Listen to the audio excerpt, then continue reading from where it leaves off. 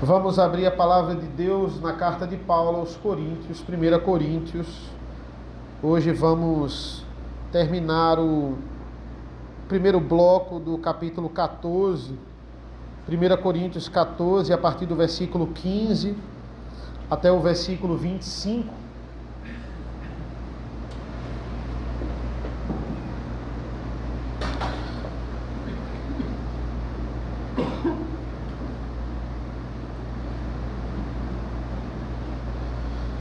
Coríntios 14, a partir do versículo 15.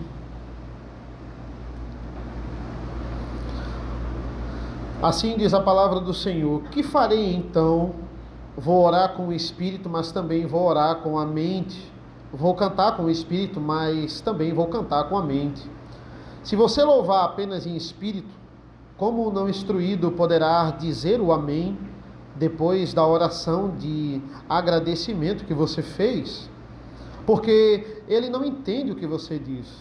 A sua oração de agradecimento pode ser muito boa, mas o outro não é edificado. Dou graças a Deus porque falo em línguas mais do que todos vocês. Contudo, na igreja prefiro falar 5 palavras com o meu entendimento para instruir os outros do que falar 10.000 palavras em línguas. Irmãos, não sejam meninos no entendimento. Quanto à maldade, sim, sejam crianças. Mas quanto ao entendimento, sejam pessoas maduras.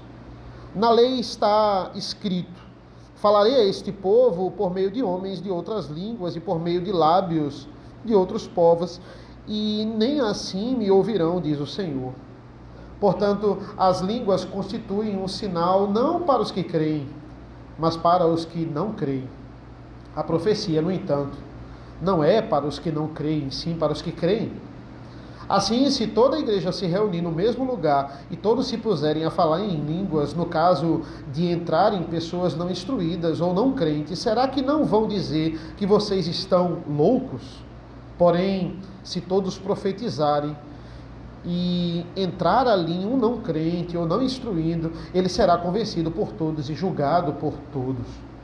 Os segredos que ele tem no coração se tornarão manifestos, e assim, prostrando-se com o rosto em terra, adorará a Deus, testemunhando que Deus está, de fato, no meio de vocês. Vamos orar. Senhor nosso Deus, nosso Pai, te agradecemos pela leitura da Tua Palavra. Nos instrui nesta noite, nos abençoa, tem misericórdia de nós, que o Espírito Santo ilumine a nossa mente para que as Tuas verdades sejam esclarecidas em nossas vidas. É isso que nós pedimos e agradecemos, em nome do Teu Filho amado Jesus. Amém. Amém. Irmãos, como é ruim a falta de comunicação. Na verdade, eu terminei com isso no domingo passado. Eu tenho certeza que todos já passaram por isso, numa roda de amigos, você não entender a conversa que eles estão tendo. Talvez porque eles estão falando sobre a profissão deles. Experimente estar numa roda de conversa entre Mariana, Felipe e Iracema, quando eles falam sobre dentes, né? Você não entende praticamente nada, parece que eles estão falando em outras línguas. O que é que eles estão falando? Também é muito ruim quando nós trabalhamos num lugar onde ele não tem tanta comunicação. A falta de comunicação pode atrapalhar num trabalho. Fulano tem uma função, mas não foi dito a ele que ele tinha que fazer aquilo. E ficou subentendido ali que era para ele fazer e ele não fez. E isso atrapalhou o andamento do processo. Muitas vezes também não temos uma boa comunicação nos lares. Quando muitas vezes você sabe de uma coisa, contou para outra pessoa e a sua esposa fica sabendo do ouvido de outra pessoa e não do seu ouvido uma coisa que era para ela saber. Isso acontece quando um pai pede para você dar um recado de um filho para outro e aquele filho não dá o recado. E aí atrapalha muita coisa porque simplesmente ele não falou com o irmão ou ele nunca fala com o irmão. Então como é que ele vai dar o recado? Falta de comunicação atrapalha. Conflito de geração. Isso muitas vezes acontece também. Tem coisas que os meus alunos já conversam entre si e eu não consigo entender. É uma linguagem diferente. Eu olho e digo, olha, já está passando a minha geração. Tem coisa que eu ainda entendo, tem coisa que eles falam e eu não sei nem do que eles estão falando. Falta de comunicação atrapalha. Muitas igrejas, elas usam esse conflito, essa desculpa de conflito de gerações para tirar as nossas crianças do culto. Elas dizem assim, não, porque a linguagem do culto não é para a criança. A linguagem do culto faz a criança não entender. O culto é muito complicado para elas. Então eles tiram porque eles dizem simplesmente, não é a linguagem delas. Elas vão para um lugar para a linguagem delas. Faz umas 2 semanas que eu vi um vídeo na internet, uma coisa absurdamente criativa, maligna, não sei nem se existe essa palavra, né? Uma criatividade maligna, digamos assim. Um mini templo, né? Onde tinha mini bancos, um microfonezinho, um pedestalzinho, um púlpito pequenininho para um culto infantil, onde crianças pregavam para crianças, não é? Crianças instruindo crianças. Como isso pode dar errado, né? Então é isso que muitas igrejas estão aderindo. O Salmo 45, ele vai iniciar assim: o meu coração transborda de belas palavras, ao rei consagro o que compus. A minha língua é como pena de um hábil escritor. Tem um livro muito famoso chamado O Caçador de Pipas. E o grande vilão do Caçador de Pipas, né, são 2. É a falta de comunicação e a União Soviética. Porque fala da invasão da União Soviética no Afeganistão na época da Guerra Fria. Mas basicamente fala da relação entre um pai e um filho, onde eles falam a mesma língua, mas de uma forma tão diferente que eles não conseguem se comunicar. Porque no Afeganistão, assim como na Índia também, existem castas. E essas castas têm a sua língua diferente. É a mesma língua, só que as variações, você não consegue entender o que o outro está dizendo. Então, é possível você identificar o rico e o pobre na Índia e no Afeganistão pela forma de falar, pelo sotaque. E definitivamente você não consegue entender. E esse é o conflito entre esse pai e filho no Caçador de Pipas. Até chegar a União Soviética, invadir o Afeganistão e obrigar todos a falarem russo. E aí as coisas pioram cada vez mais. O salmista no Salmo 45, ele diz que a língua é como a pena de um hábil escritor, ou seja, comunicação é tudo. E Paulo vai nos dizer aqui nessa passagem que comunicação é a base da edificação da igreja. Quando a igreja é edificada? Quando falamos. A igreja é edificada quando estamos falando. Essa é a pena do hábil escritor do Salmo 45.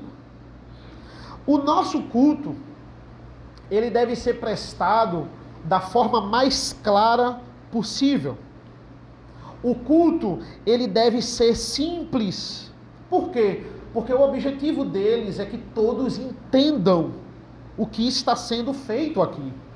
Os passos da liturgia, aquilo que está sendo pregado. E como eu falei, esse é o segundo bloco. Na verdade é só um bloco, mas eu dividi em 2 aqui, né? O capítulo 14, ele tem 2 blocos. E eu dividi em 3 por causa da quantidade de assunto aqui e da quantidade de peso teológico que a gente tem nesses textos.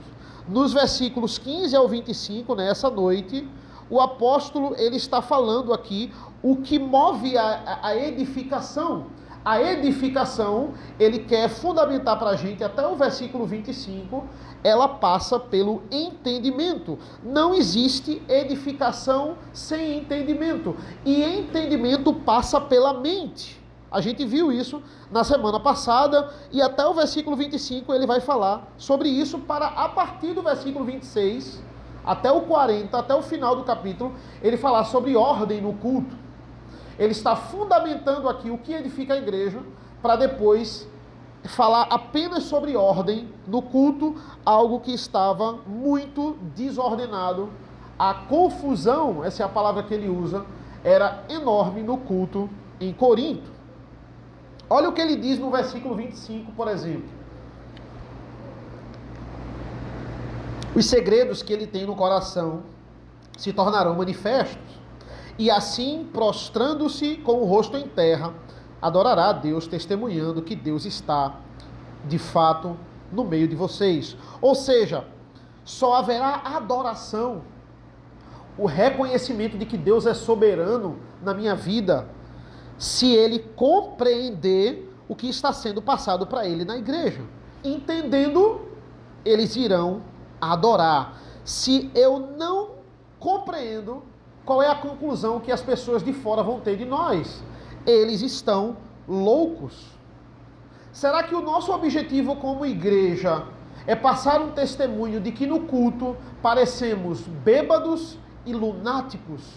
Essa é a indagação dele no versículo 23. Ele diz assim: assim, se toda a igreja se reunir no mesmo lugar e todos se puserem a falar em línguas, no caso de entrarem pessoas não instruídas ou não crentes, será que não vão dizer que vocês estão loucos? O entendimento leva à adoração, versículo 25.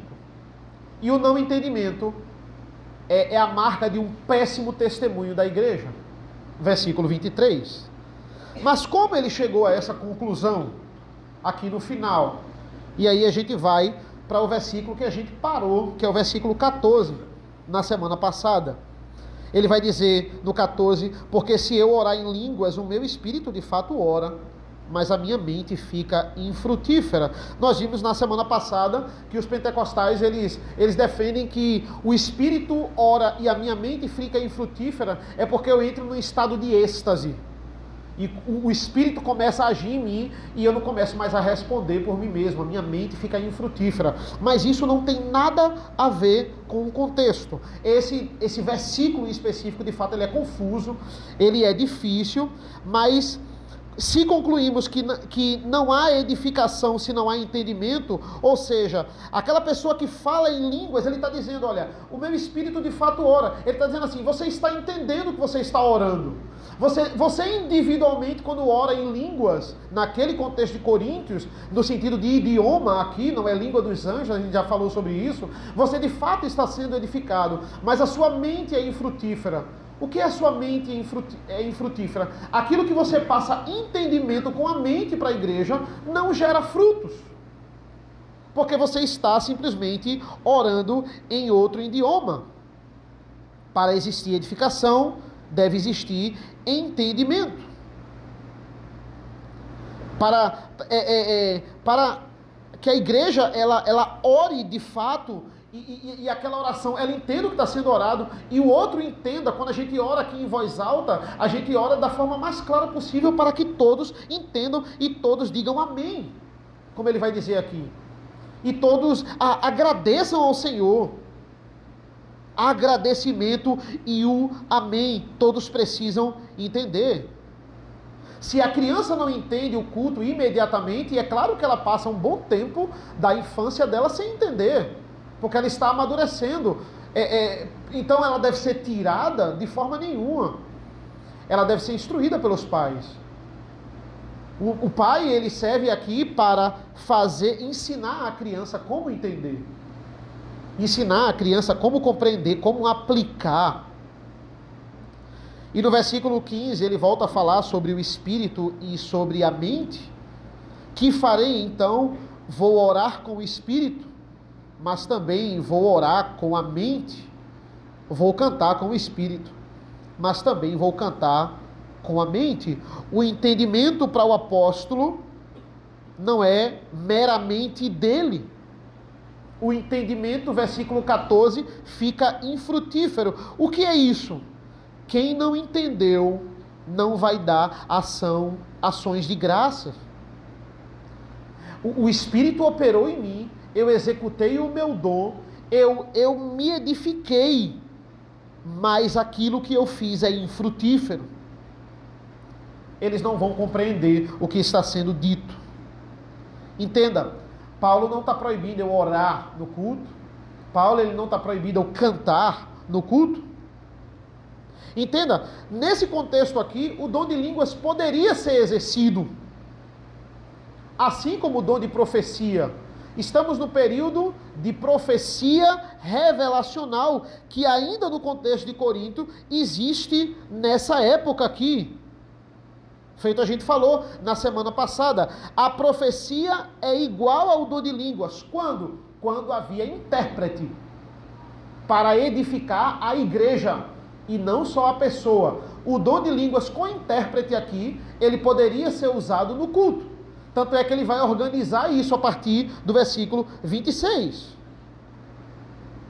Esse é um dom revelacional. Ele proibia eles orarem e cantarem em línguas sem intérprete.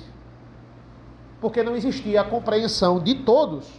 Todo culto público deve ser realizado com o objetivo de ser compreendido. Quando eu vou fazer uma liturgia, essa tem que ser a minha oração. Senhor, que eu faça uma liturgia clara, que eu faça uma liturgia simples, onde as pessoas vão entender o que está sendo cantado, onde as pessoas vão entender o que eu vou pregar. Você chega numa igreja e você pega o boletim e parece uma revista, né? Parece um livro. Aquelas liturgias enormes. E quando tem evento, é quase uma redação.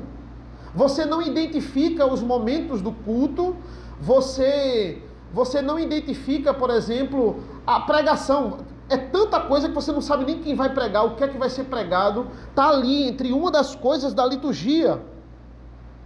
E aí mescla com o louvor, aí a oração, aí depois tem o coral, aí depois tem uma leitura, aí depois tem um coral infantil, aí depois tem outra coisa, e o culto ele dura 2 horas e meia, onde 15 minutos foi de pregação. 20 minutos foi de pregação. Você sai do culto e você não lembra nem quem pregou. Você não lembra o que foi pregado. Você não sai com a pregação da palavra na cabeça. Você sai com aquele coral, aquele evento, aquela coisa impactante, diferente que teve no culto. E mescla depois com aviso. Aí tome aviso no final. Essas liturgias, elas estão abarrotadas de ideias humanas, não existe ordem, ela não é simples, o culto não toma o maior tempo, a pregação não toma o maior tempo do culto, ela não é o centro do culto, ela é só mais uma coisa que ficou ali e você esqueceu. Hoje, também em igrejas pentecostais, nós temos as pessoas falando em línguas e elas dizem que são línguas dos anjos. E aí uma irmã chega para outra e diz assim, poxa, hoje o culto foi poderoso, né? O culto foi poderoso. O que significa para nós o culto ser poderoso? Pessoas gritando, pessoas pulando, pessoas falando o que ninguém entende. Como é que eu posso ser edificado? Essa é a indagação de Paulo em 25 versículos. Como eu posso ser edificado se eu não entendo? A partir do versículo 16, ele vai nos mostrar razões aqui em que o culto não pode acontecer sem entendimento. Versículo 16. Se você louvar apenas em espírito, como não instruído poderá dizer o amém? Depois da oração de agradecimento que você fez, porque ele não entende o que você diz. A sua oração de agradecimento pode ser muito boa, mas o outro não é edificado. Primeiro, o indouto aqui, que ele está falando, ele fica impedido de dizer amém nas orações. Também ele não pode agradecer ao Senhor, porque não tem entendimento. Como eu respondo positivamente a Deus a oração se eu não entendi ela? Se eu não a entendi. Lembremos o que é que aconteceu lá em Atos 2, no evento de Pentecostes.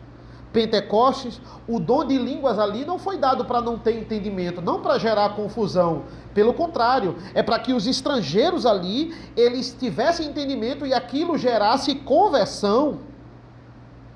A obra dele estava clara naqueles estrangeiros, para aqueles estrangeiros ali, e aí de fato eles entendem, Cristo é o meu Senhor. O amém e o agradecimento, ele só vem depois da compreensão.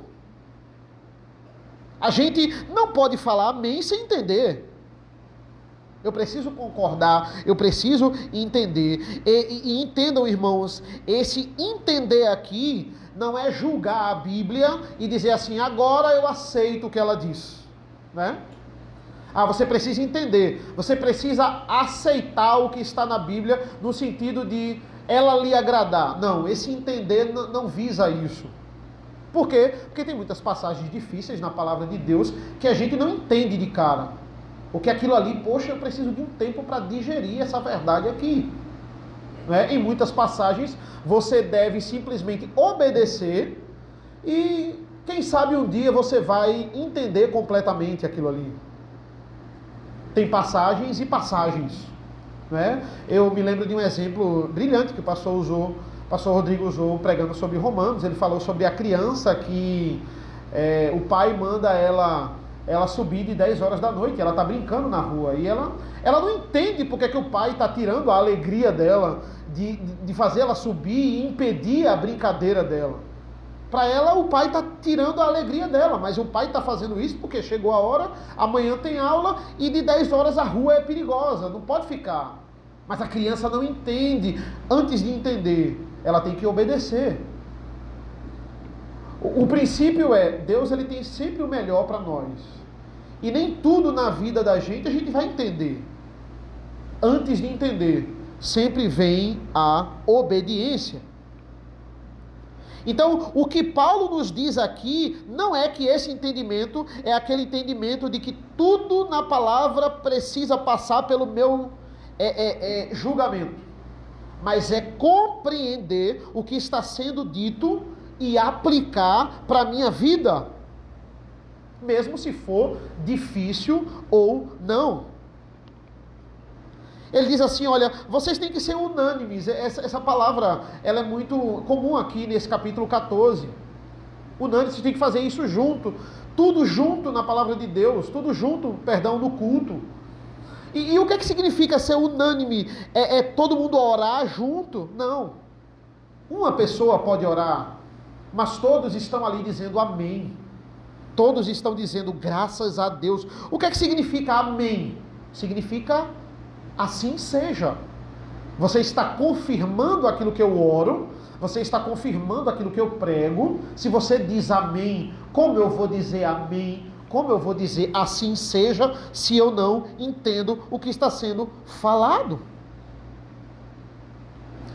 Paulo não está falando aqui de uma devoção particular. Ele está falando de culto público. Ele está falando aqui de uma devoção pública. O culto é totalmente destruído se as pessoas que participam dele não estão entendendo, se a palavra não está entrando na mente deles. Irmãos, dentro da Igreja Católica, o padre, ele temos a missa em latim.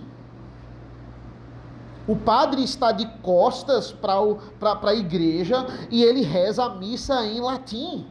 Se não há entendimento, não há edificação. Versículo 18. Dou graças a Deus porque falo em línguas mais do que todos vocês.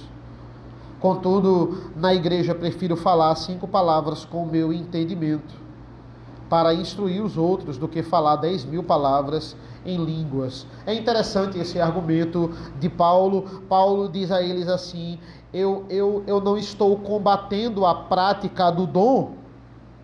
Eu falo em línguas mais até do que vocês. Mas eu não falo em línguas no culto. Paulo está dizendo assim, eu não estou mandando vocês pararem de falar em línguas porque eu estou com inveja de vocês. E não falo em línguas. E entenda que a inveja é o que movia aqui. As pessoas estavam usando o dom de línguas com orgulho, e aqueles que não tinham o dom de línguas ficavam invejando quem tinha. Paulo está dizendo, eu não estou instruindo vocês a não falarem em línguas no culto porque eu estou com inveja de vocês. Eu falo mais do que todo mundo. Qualquer possibilidade de inveja aqui é quebrada. Paulo não está invejando os coríntios, ele quer que todos digam amém. Ele quer que todos deem graças a Deus. Se Paulo não invejava o dom dos coríntios, não havia espaço para eles invejarem. Ele é categórico em dizer aqui. Versículo 19, contudo, na igreja, prefiro falar 5 palavras com o meu entendimento, para instruir os outros, do que falar 10.000 palavras em línguas. Eu prefiro ser entendido. Eu prefiro instruir. Eu prefiro edificar. Do que 10.000 palavras numa língua desconhecida. Qual o propósito do dom? Porque Deus me deu dons para eu edificar a igreja, para eu levar as pessoas a Cristo. Eu prefiro falar 5 palavras que as pessoas entendam do que 10.000 sem entendimento. Um verdadeiro ministro, ele vai reconhecer muito mais o entendimento e, consequentemente, a edificação do que os aplausos, porque, você prega tão bem, ou a sua performance é tão boa. Atente para isso. Quando você ouve muitas vezes, como você, sim, mas, tá bom, eu preguei bem, que bom, mas você entendeu o que eu falei? Aquilo que eu estou falando, ele é claro aos irmãos. Paulo está mostrando aqui nos versículos 18 e 19 que ele é servo e que ele é escravo de Cristo. E não é porque ele é apóstolo ou autoridade da igreja que ele não tem a mesma função daqueles irmãos, que é passar o evangelho com clareza. E ele ainda argumenta no versículo 20, irmãos, não sejam meninos no entendimento. Quanto à maldade, sim, sejam crianças, mas quanto ao entendimento, sejam pessoas maduras. A nítida valorização desse dom específico no meio da igreja revelava uma coisa sobre eles: imaturidade. Vocês estarem supervalorizando esse dom nesse momento do culto público é a completa evidência da imaturidade de vocês. E aqui nós temos uma dupla repreensão. Ele está dizendo assim, ele está combatendo a soberba e a arrogância daqueles irmãos. Ao invés de serem meninos no entendimento, vocês deveriam ser meninos na malícia. Crianças na malícia. Quanto ao entendimento, vocês deveriam agir como gente grande, como maduros. Olha o que ele falou, só recapitulando, voltem aí, capítulo 13, versículo 11.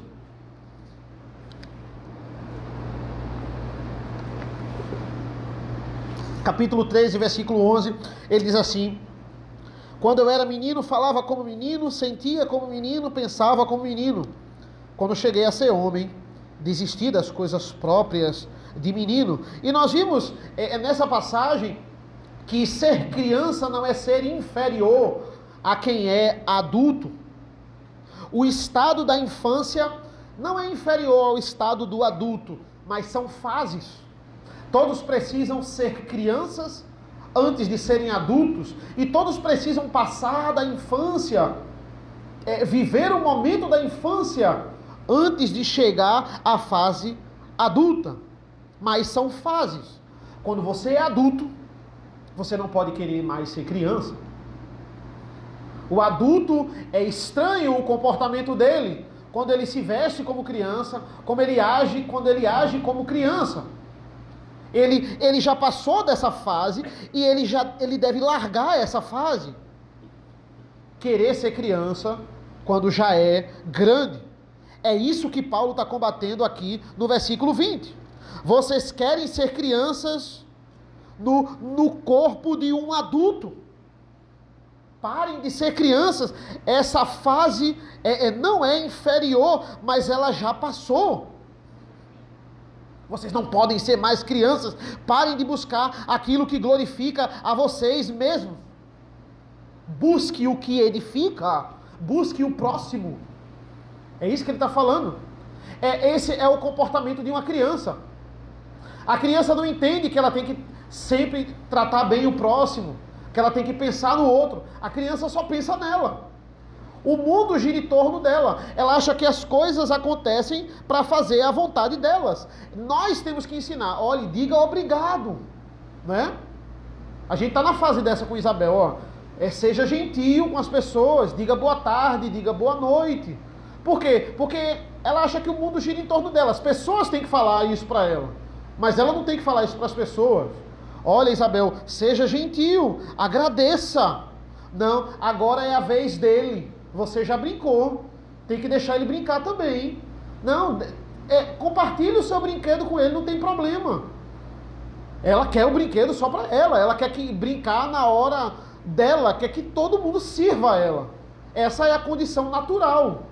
Nós é que devemos instruí-la, devemos instruir as crianças para pensar no próximo. O adulto agora, ele já deve estar pensando no próximo. Vocês não devem estar querendo se edificar, só pensar em vocês no meio do culto público. Isso é coisa de criança. Parem de viver para vocês mesmos. Por isso que o amor, irmãos, é o caminho mais excelente. Por quê? Porque ele me faz pensar no próximo.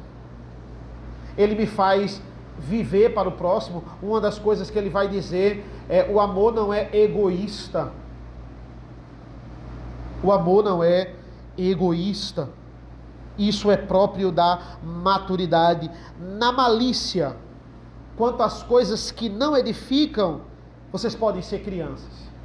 Vocês podem ser eternas crianças. Não seja sem habilidade nas palavras que trazem edificação, que trazem justiça.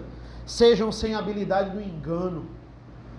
Sejam sem habilidade crianças naquilo que vai prejudicar o próximo. Você não precisa aprender como prejudicar o próximo. Você não precisa aprender como enganar as pessoas. Nisso sejam crianças.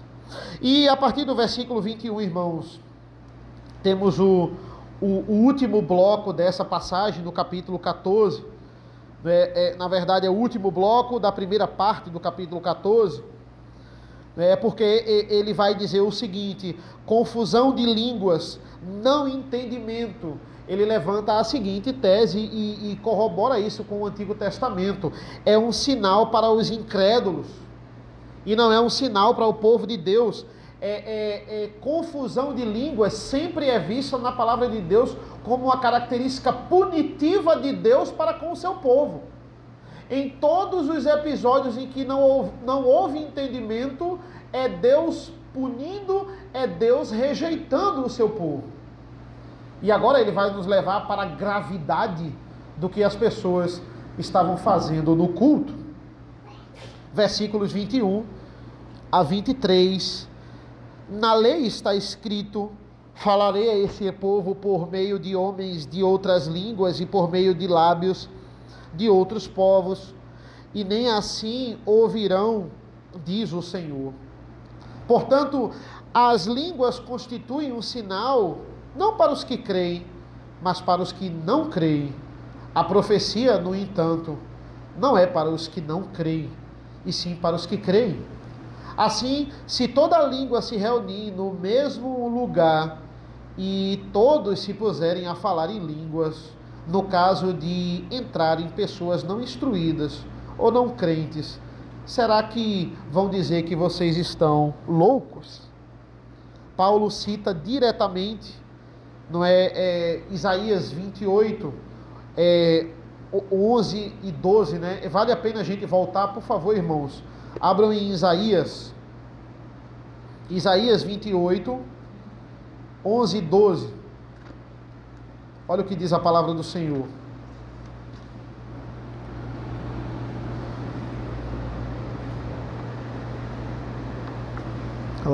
Lábios zombeteiros, é o que ele vai dizer aqui, a partir do versículo 11 do capítulo 28 de Isaías.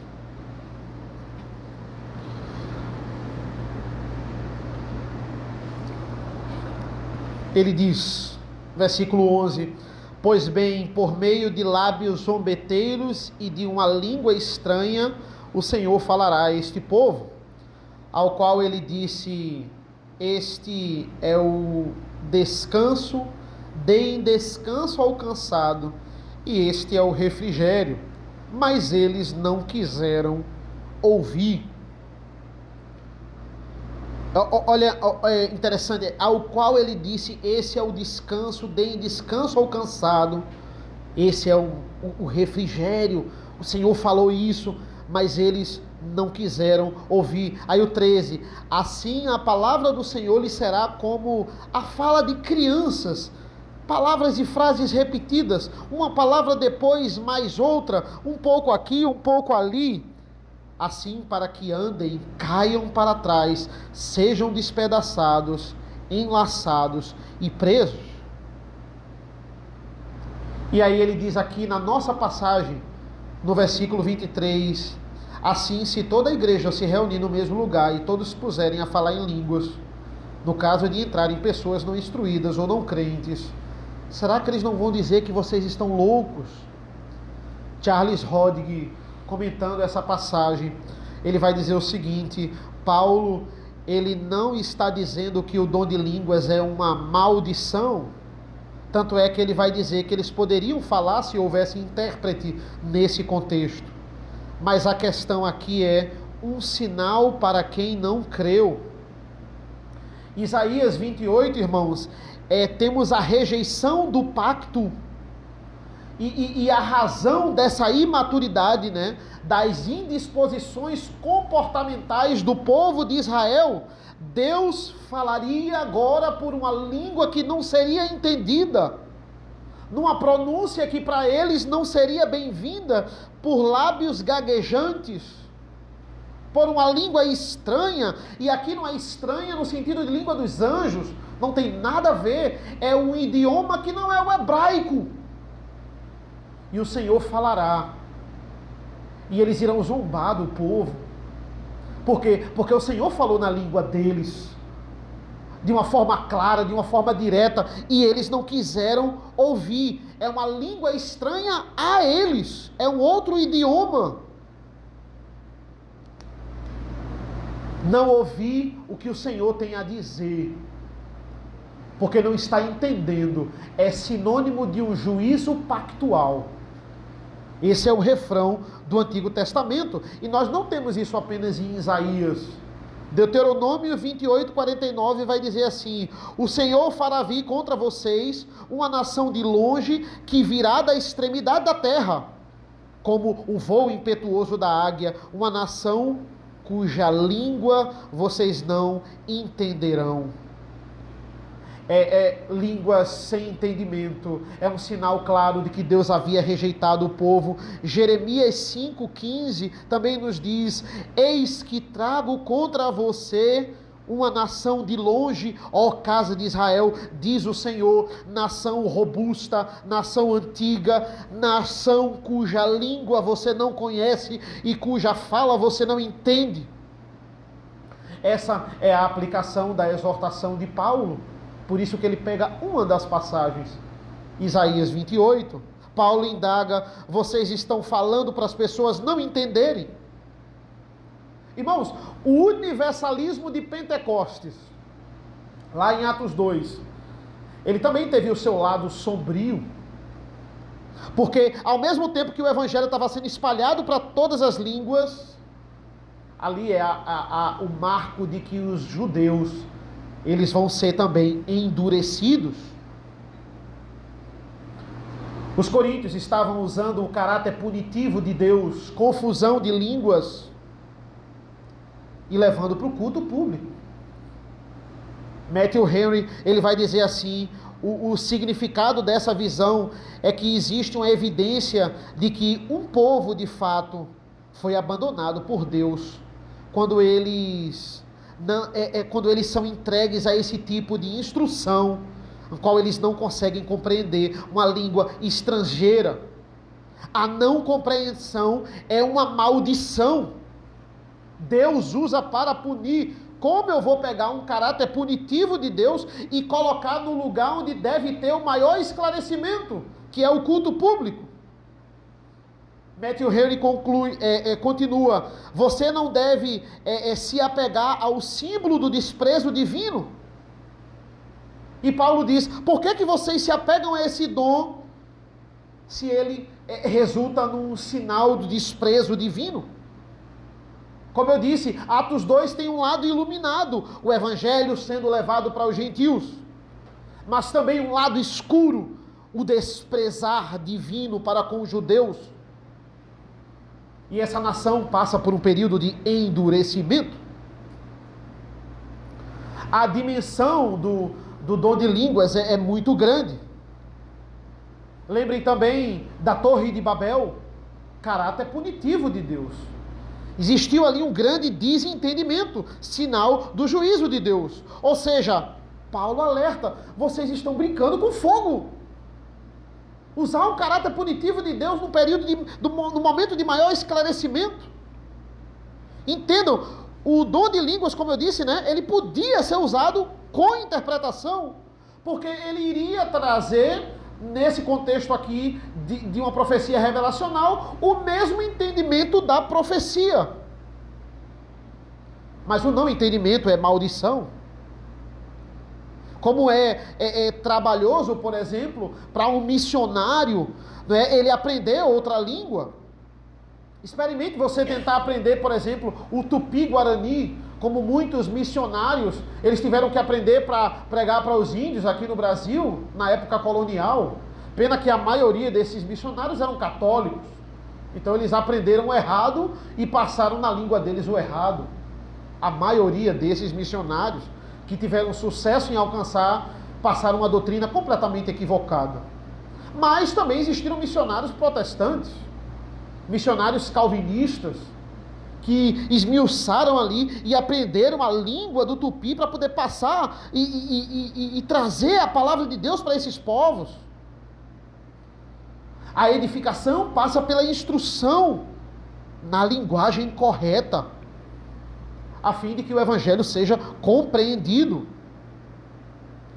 O dom deve ser usado corretamente para um determinado fim, para a conversão dos infiéis. Esse é o objetivo que Paulo fala aqui. Os apóstolos deram a profecia.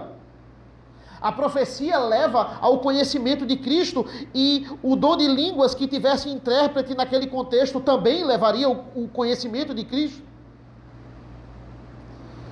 Não existe nenhuma vantagem sem entendimento. Os incrédulos, eles irão entrar na igreja e eles vão dizer: esse povo está louco. Mas quando a palavra de Deus está sendo exposta na linguagem correta, aí o Espírito Santo vai lá e convence, e eles irão dizer amém, e eles irão agradecer ao Senhor, e eles irão ser salvos. Imagine, irmãos, todos reunidos em assembleia, num culto público, com uma igreja reunida, o ministro lá na frente, aí começamos a falar numa língua que ninguém entende. Os incrédulos entram, e esses vídeos que se espalham pela internet, o que é que isso causa nas pessoas? Isso causa escândalo. O evangelho sendo passado como algo lunático. O evangelho sendo passado sem clareza, como algo sem sentido. O que é que nós estamos fazendo aqui, irmãos? Por que é que nós viemos aqui nesta noite? Nós viemos manusear a verdade. Nós viemos falar sobre a verdade. Eu não posso parecer um louco quando estou falando da verdade. Eu não posso parecer um lunático, um artista aqui, que você não sabe se eu estou agora falando a verdade para você ou não estou, se eu estou interpretando ou eu não estou. Eu não posso parecer isso para vocês. Por quê? Porque eu estou falando sobre as verdades preciosas de Cristo. Irmãos, convenhamos, olhem o que acontece nesses cultos. A pessoa está falando, aí de repente aquele ritmo ali contínuo, uma pessoa começa a pular, começa a girar, começa a soltar poderes pelas mãos, a dar flechadas nas pessoas. O que é que isso causa? O incrédulo, ele chega lá, ele pensa o que do outro? Isso aqui é um hospício. Antigamente, na Assembleia de Deus, que é onde existem as maiores práticas dessa questão de língua dos anjos que eles defendem, esses cultos eram feitos em cultos de portas fechadas, como eles chamam, né? Por exemplo, só podia-se manifestação de línguas nesses cultos de portas fechadas, né? Que até o conceito de culto de porta fechada é errado. Culto, ele é público, né? Existem reuniões que são fechadas, assembleias, reuniões de oração, reuniões do conselho, né? Essas reuniões, elas podem ser fechadas e até em algumas obrigatoriamente precisam ser fechadas. Mas o culto, nós não podemos fazer um culto fechado onde as pessoas não podem entrar. O culto, ele é público. A própria ideia de culto de porta fechada já está errado, né? Mas antes eles só faziam nesses cultos. Agora não. Agora eles fazem no culto público mesmo. No que eles chamam de culto público. Irmãos, vídeos que circulam na internet, irmãos da Assembleia que vão dar aviso sobre o culto e começam a falar em línguas no meio do aviso. No Reels do Instagram. Numa live de YouTube. Ele está orando e de repente ele começa a falar em línguas na live. Confusão. Confusão. Mesmo se fosse, né? Veja, mesmo se eles estivessem falando em línguas estrangeiras, que era a prática de Corinto, né? Não, então, vamos supor que é uma igreja que fala em línguas, mas ela fala tudo certinho. Ela fala dois ou três, né, como Paulo diz, com intérprete em línguas estrangeiras. Mesmo assim, nós entendemos que não pode mais. Que não pode ser feito isso aqui, né? O princípio que a gente vai tirar do 26 ao 40 é a ordem. Mas o ato de falar em línguas, mesmo o idioma, não pode ser mais falado, porque isso aqui engloba profecia revelacional. E como eu já disse a vocês em várias pregações, se alguém fala em línguas, ou se alguém profetiza hoje, tem mais da Bíblia, tem além da Bíblia que é preciso ser dito. E se é preciso ser dito além da Bíblia, a Bíblia não é suficiente. Temos um problema quando nós temos certos tipos de dons sendo manifestados. Ou seja, é um descontinuismo, ainda crendo que não tem mais nem evento esporádico que possa existir, quanto a dons miraculosos. Porque o sentido do dom de línguas, o sentido da profecia, era um dom revelacional. Revelar algo que ainda não tinha sido mostrado. Nós acreditamos que a Bíblia é suficiente. As pessoas entravam e diziam, loucos. Como muitos olham esses vídeos, essas lives, essas manifestações e dizem, eles estão loucos, eles estão lunáticos. Entendam, irmãos, não é que o mundo não vai chamar a gente de louco. O próprio Paulo levanta isso no início da carta. É exatamente assim que o mundo vai nos chamar. Ele vai dizer que nós somos loucos. Mas, entendam, a loucura aqui é diferente. Por quê? Porque Paulo, ele diz, né? Podem nos chamar de loucos por aquilo que a gente crê. E eles vão nos chamar por aquilo que a gente crê. Nós somos conhecidos por loucos pelo conteúdo do que a gente crê, por causa do Evangelho. Mas não porque eles não estão entendendo o que estamos falando. É esse o testemunho que nós não podemos passar. Vamos ser chamados de loucos pelo conteúdo, mas nós não podemos ser chamados de loucos pelo modo como passamos. É isso aí. Não porque não estão entendendo o que a gente está pregando, o que a gente está falando. Isso fere o caráter do verdadeiro Evangelho. A pessoa está aqui e ela nunca veio para a igreja, ela precisa entender o que eu estou falando. Eu preciso pregar na língua dela. Eu preciso me mostrar uma pessoa sã. Uma pessoa que passe confiança. Uma pessoa que estudou aquilo que está pregando. Uma pessoa segura do que eu estou falando. Eu preciso passar isso e não um louco. Senão aquilo ali vai ferir a compreensão do Evangelho. Versículos 24 e 25. Porém, se todos profetizarem e entrar ali um não crente ou não instruído, ele será convencido por todos e julgado por todos. Os segredos que ele tem no coração se tornarão manifestos, e assim, prostrando-se com o rosto em terra, adorará a Deus, testemunhando que Deus está, de fato, no meio de vocês. A palavra de Deus sendo ensinada de forma entendível, isso irá despertar a consciência, isso irá tocar o coração, não apenas pela honra da nossa religião, mas para a honra do nosso próprio Deus, para que eles entendam, essa é a verdadeira religião, quando aquilo redunda em adoração a Deus. O que estamos fazendo aqui, estamos adorando a Deus. E por que nós estamos adorando a Deus? Porque o Espírito Santo nos faz compreender o Evangelho. Por isso que ele vai bater nessa tecla, falar em línguas aqui é soberba. Vocês estão usando o culto para ostentar o dom de vocês. Eu não posso usar o culto para ostentar o meu dom, mesmo quando esse visa entendimento. Eu não posso dizer assim, poxa, como é que eu vou marcar a igreja hoje? Eu preciso trabalhar o meu coração. O meu objetivo como pregador não é marcar vocês e você sair daqui me exaltando. É fazer você entender cada linha do que a gente está lendo aqui. Esse é o objetivo. Por quê? Porque senão eu vou estar roubando do Senhor. As pessoas estão roubando a glória do Senhor no culto. Elas estão enchendo o culto de evento, elas estão enchendo o culto das ideias dela, daquilo que pode agradar a igreja. E se eu não fizer isso, fulaninho vai sair, fulaninho vai ficar com raiva. Elas estão agradando os membros, elas estão agradando a sua vontade, elas estão roubando a glória que é de Deus. Por isso a simplicidade no culto, a clareza no culto. O culto racional. Quantas vezes, irmãos, numa exposição estudada, numa exposição bem explicada, numa pregação expositiva, você vai lá e às vezes o tema da pregação, o texto ali, o contexto, não tem nada a ver com o seu problema. Né? Muitas vezes, vai falar sobre línguas, né?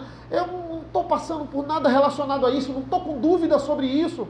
Mas numa coisa que o pastor fala, numa aplicação que ele diz, aquilo toca o seu coração, aquilo lhe faz refletir sobre coisas que você não estava nem pensando, mas que você deveria pensar, que você deveria refletir. Deus fala com você. Muitas vezes a gente nem falou diretamente do seu problema, às vezes a gente fala diretamente daquilo que você está passando, mesmo sem saber, e você ouve, e você é edificado, mas às vezes não, às vezes os desafios que você está passando, e numa palavra sobre isso, em alguma aplicação, algo ali, aquilo ali te faz continuar, te dá forças, te alerta para algo que você às vezes nem tinha percebido. Só o esclarecimento desse texto nos leva a uma nova reflexão, nos leva a enxergar um problema, a aprovação por um novo ângulo, a aprovação segundo as Escrituras. Quantas vezes isso aconteceu? Agora, se eu inventasse de pregar para vocês em russo, em alemão, aprendesse grego, no original das Escrituras, diz assim, agora não, eles que se virem para aprender grego. Eu vou começar agora só a pregar em grego. Como haveria entendimento? Como vocês iriam tirar as mesmas conclusões de eu pregando na língua de vocês, com o sotaque de vocês? Como você iria aplicar a palavra de Deus para o seu problema? Nós não podemos negociar, irmãos, a nossa fé. Estamos finalizando, né? A gente vai para a última parte desse bloco no próximo domingo, mas Paulo está dizendo, olha, nós não negociamos a autoridade masculina na igreja. E ele vai voltar sobre a autoridade masculina no último bloco. Ele vai falar sobre o comportamento da mulher no culto no último bloco. Mas ele já havia falado no capítulo 11, nós não negociamos a Santa Ceia como ela deve ser feita. Nós não negociamos o uso de dons sem amor. Nós não negociamos o não entendimento do culto. E ao mesmo tempo, irmãos, percebam a preocupação de Paulo com os de fora. Paulo se preocupa com os de fora. Paulo se preocupa com aquele que vai chegar aqui a primeira vez e a impressão que ele vai ter do culto. Como a igreja é vista de fora para dentro. Às vezes a gente não é como Paulo. Às vezes a gente só se preocupa com os de dentro. Os de fora que se virem, né? Que entendam o que é que a gente está falando aqui. A gente muitas vezes não se preocupa. O que é que os outros vão achar de nós? Mas isso é algo que a gente percebe com essa passagem. Temos que ser claros quanto ao que cremos. É isso que um culto deve passar. Por isso que a liturgia, irmãos, ela é uma liturgia simples. Por isso que a nossa liturgia, em específico, ela se baseia muito na liturgia dos puritanos. É um modelo de culto simples, direto, bíblico e preciso. Podem nos chamar de loucos pelo que acreditamos, irão nos chamar de loucos pelo que acreditamos, mas vamos deixar claro, e precisamos deixar claro, em quem nós cremos. Cremos em Jesus, cremos no seu sacrifício, cremos que ele morreu por nós. Jamais podem nos chamar de loucos, porque eles não conseguem compreender no sentido de distinguir o que estamos falando. A fama da igreja não pode ser essa. O que é, irmãos, um culto racional? É um culto onde a igreja e a palavra de Deus é passada com simplicidade e entendimento. Entenda, um culto racional, ele jamais deixará de ser emocional. Nós somos conhecidos por sermos frios e não ter nenhum tipo de emoção no culto. Se você não sente nada no culto, tem alguma coisa errada de fato. Envolve sentimento, envolve reação emocional. Mas a reação correta é a de entender e de falar amém. E de agradecer ao Senhor pela palavra. E de agradecer ao Senhor pela provisão que Ele nos dá. Não envolve pulo, não envolve giro, não envolve gritaria. É exatamente isso que Ele fala posteriormente. A partir de agora Ele vai dizer, olha, após eu mostrar que o entendimento gera edificação, eu preciso falar sobre ordem. Porque Deus não é Deus de confusão, e sim de paz. Ele passa a frisar que o entendimento, né? Depois do entendimento, ele vai colocar ordem no bagunçado culto de Corinto. Deus é exaltado no entendimento. Eu vou mostrar, né, é interessante isso, e eu separei isso. Quando ele fala aqui sobre ordem, né? Eu vou tentar na próxima pregação mostrar a vocês como a nossa liturgia, né? Eu não estou dizendo, irmãos, que a nossa liturgia é a melhor liturgia de todas, né? A liturgia da Igreja Presbiteriana da Aliança é a melhor de todas. Mas eu vou usar essa pregação de ordem no culto para tentar explicar por que a nossa liturgia ela é tão próxima do que nós entendemos ser a revelação bíblica. É claro que essa liturgia ela é fruto de uma interpretação. E a gente interpreta e diz assim, olha, é isso como Deus, ele de fato, ele quer ser agradado, ele quer ser adorado no culto ao Senhor. Eu vou tentar fazer isso em cada ponto da liturgia, da nossa liturgia, na próxima pregação. Mas isso, de fato, já é um assunto para o próximo domingo. Amém, irmãos? Próximo domingo terminamos o capítulo 14 de Coríntios. Vamos orar ao Senhor. Senhor, nosso Deus, nosso Pai, nós te agradecemos pela leitura da Tua Palavra. Obrigado porque o Senhor é um Deus que nos instrui, que nos leva à edificação quando nos faz entendermos a Tua Palavra. Ser conosco nessa noite, nos abençoa, em nome do Teu Filho amado Jesus. Amém. Vamos ficar de pé, meus irmãos, e vamos cantar ao Senhor o nosso salmo, o hino de resposta.